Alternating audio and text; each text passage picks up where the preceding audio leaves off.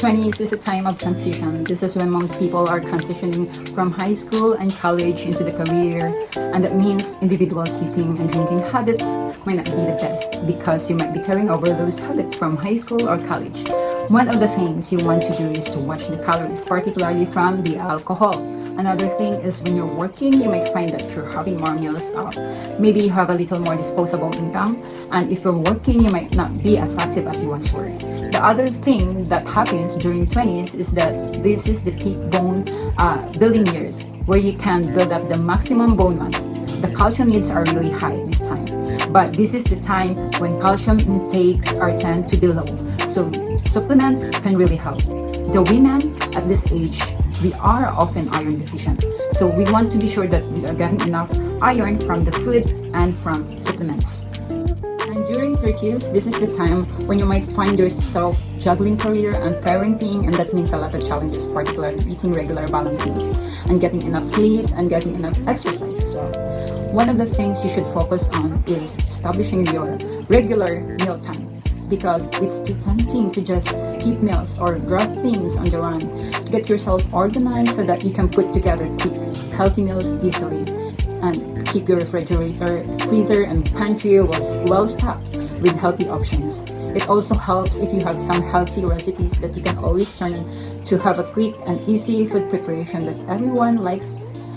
Another thing is to have time or find time for exercise and to get your rest.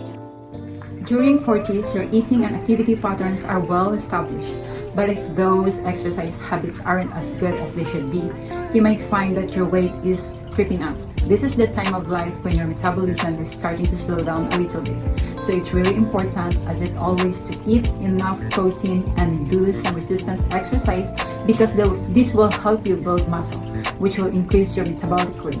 This is a good time to look back on your eating and exercise habits and see if you can do a reset so that you can try to make some improvement in your eating habits and how much activity you're getting, and watch how much sugar and fat you are eating to help keep calories in check. When you reach your 50s and beyond, weight maintenance can become even more difficult for both men and women because your metabolism tends to decline a little bit with each decade, as always. So strength training and adequate protein are key to maintaining muscle mass, because this will help you to boost your daily calorie burn. Many women, this is a time when they have menopausal, and it can mean the loss of lower body fat and increased weight around the midsection, a stage as well of many women that they have the mood swings and poor sleep. Women also have calcium needs this time of life that are higher than at any other time due to some of these changes at this time of life. Many people find themselves stress eating, so you really must watch that and shift your focus more to nutrient-dense foods. These are foods that have a lot of nutrient for very few calories. So these are foods like vegetables, fruits, and proteins. This is also a time to continue your focus on calcium. If you can't get enough from regular foods, then you may want a supplement, and it's critically important that you stay active in your 50s and beyond.